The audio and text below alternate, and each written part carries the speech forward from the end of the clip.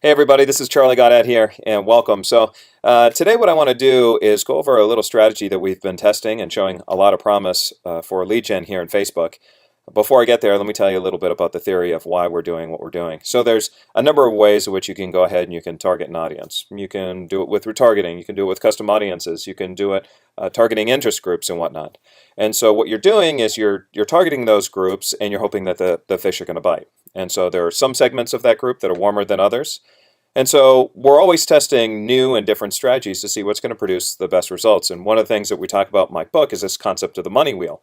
The worst number of marketing is one, right? So you always want to have multiple different strategies pulling in multiple different areas of momentum, whether it's multiple sources of traffic, multiple sources of leads, multiple sources of sales, and so forth. So this strategy is just one of those extra spokes in the wheel to generate a more exponential result.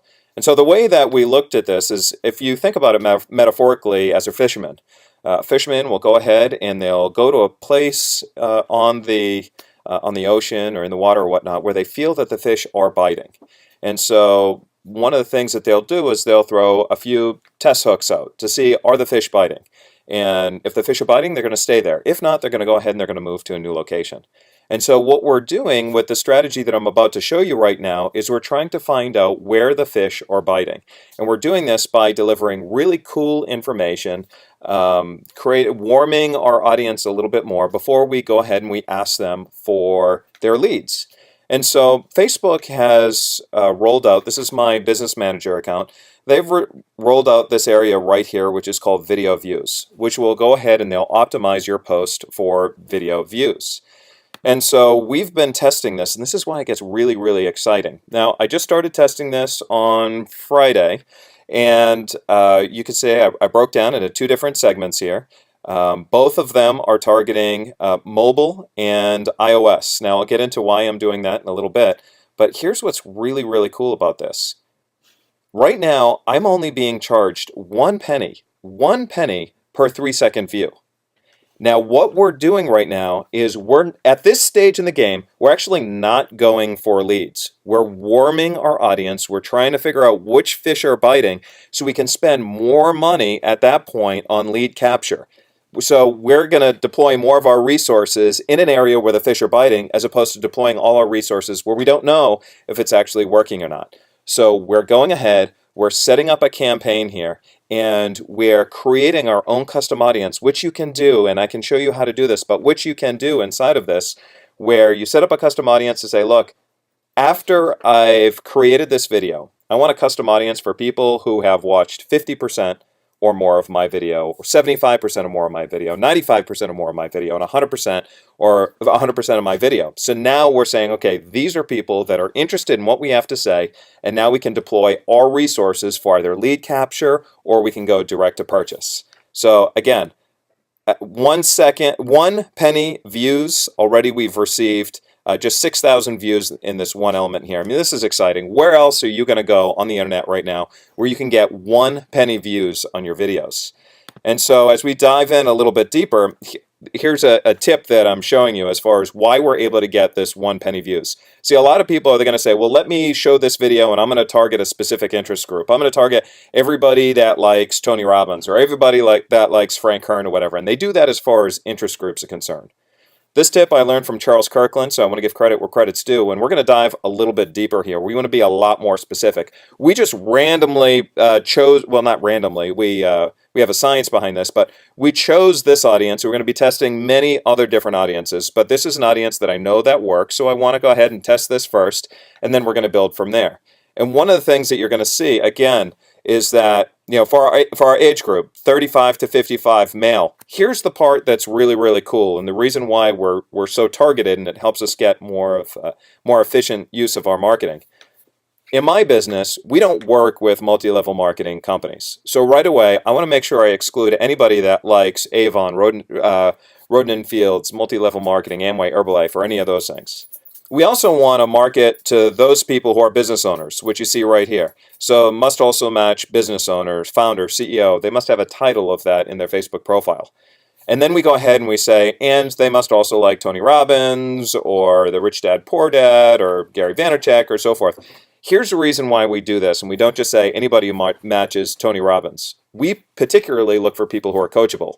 And so we say, look, we want entrepreneurs who like other thought leaders that have a demographic of people that are typically coachable. So they must have one of these titles, and they must also like one of these people, and they must not be in multi-level marketing. And because right now in this particular market, we're targeting male, and we're targeting people aged between 35 and 55 and living in the United States, what we're doing, which is really, really cool, is we're matching a demographic with a psychographic. So we're creating a more targeted, honed-in list.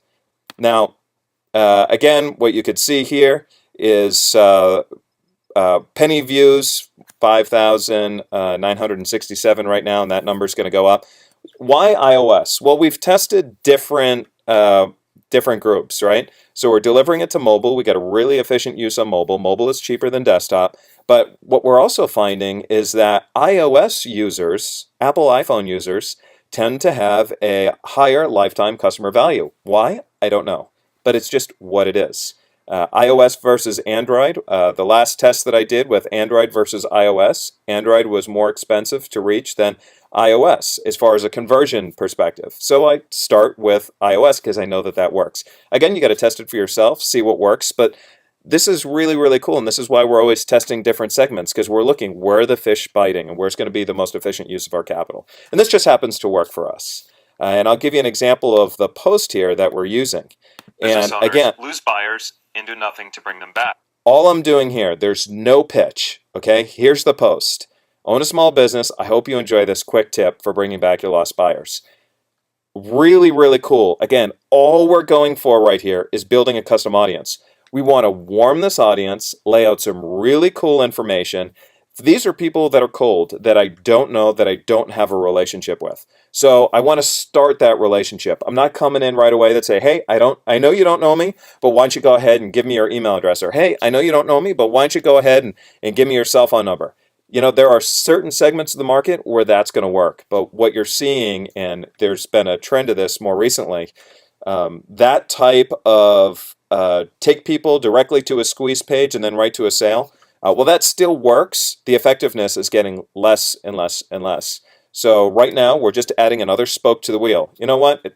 Marketing is a lot like relationships, right? You can walk into a bar, you can go up to a lady, and you could say, "Hey, you know, will you marry me?" And there's a tiny, tiny percentage of those people that would actually say yes. You know, you can go up to a bar and you can walk right up to a woman and say, "Hey, can I get your number?" And again, now you're asking for a little less of a commitment, so you're going to get a slightly larger number of those people that are going to go ahead and give you their number. Or you could walk up to a bar and you could strike a conversation with somebody, get to know them, get to like them, start to establish a level of trust before you go ahead and you ask for their information. And that's a much larger percentage of the information of the audience. And then you may find out that you're going to capture more people. So hey, we're going to be doing a workshop with the Academy members. We're going to be going into this strategy in a lot more detail. We're going to show you how this strategy and what we're doing right now has turned out and resulted in over 10,000 leads. And we're going to be speaking to the gentleman that has actually inspired this strategy here. And again, we'll be going through that this coming up workshop. So this is Charles Godet. Hope you enjoyed this video, and we'll talk soon. Take care.